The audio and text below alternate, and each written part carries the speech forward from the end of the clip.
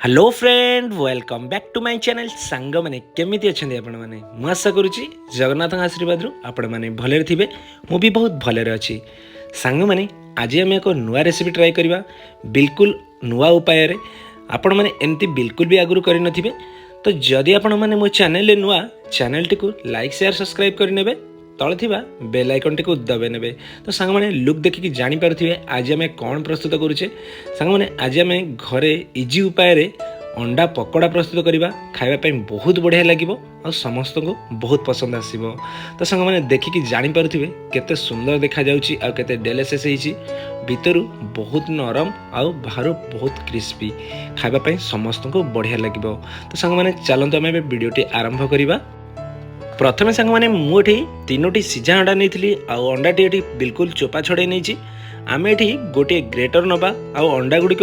भल भाव ग्रेट करवा जदि आपण पाखे ग्रेटर ना तो आपण ताकू भल भाव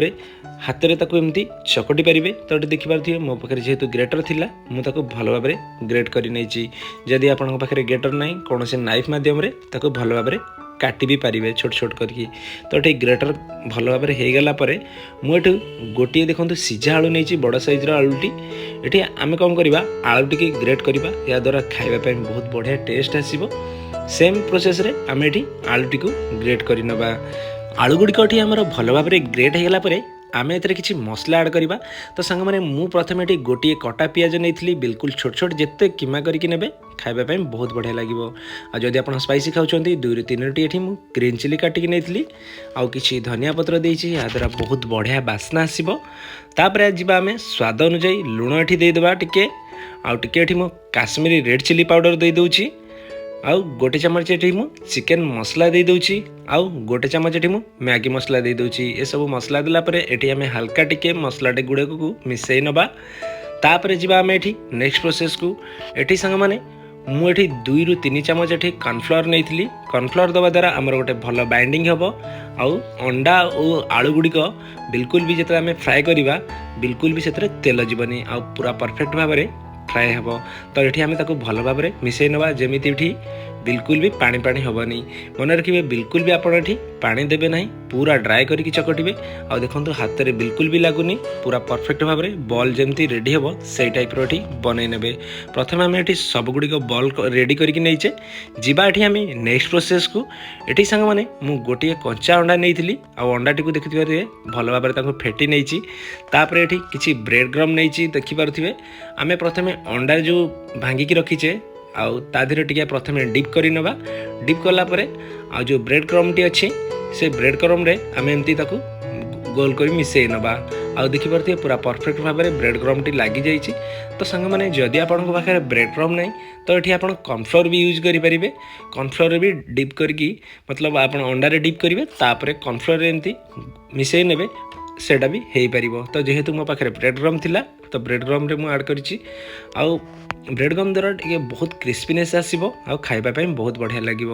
ये सांग मैंने मु तेल नहीं तेलटी भल भाव में देखिपे गरम हो जाइए तेल ये मन रखिए बिल्कुल हाई फ्लेम हवा दरकार जदि आप स्लो रखुंट तो तेल गुड़िक पूरा पीज तो आपंकर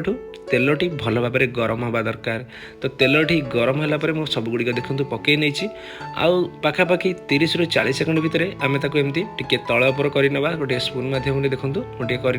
हल्का देखिपे गोल्डन ब्राउन कलर हो आसला तो गोटे पट साइड ऑलमोस्ट मोर भल भाव में कुक हो जाए आपणकर कड़े जी भी जगह हम से देवे बिल्कुल भी अधिक देवेनि या द्वारा बनैला बेले भांगीज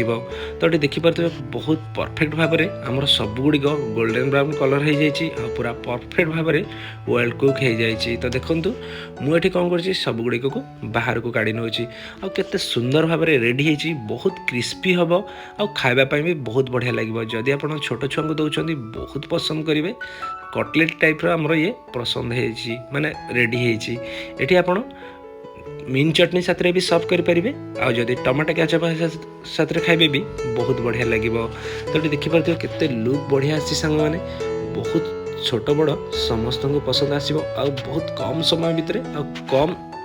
टाइम भितर आम रेडी करें। तो सांग मैंने जदि ये वीडियो आपण मानक भल लगी घरे निश्चित ट्राए करेंगे और मत कमेंट करेंगे आपणकर अंडा पकोड़ा किपरि प्रस्तुत होती। सांग मैंने वीडियोटी भल लगी लाइक शेयर सब्सक्राइब करेंगे तले थिबा बेल आइकन टी को दबे नेबे। आज एतिकी सांग मैंने देखा पुणी एक नुआ वीडियो रे। जय जगन्नाथ।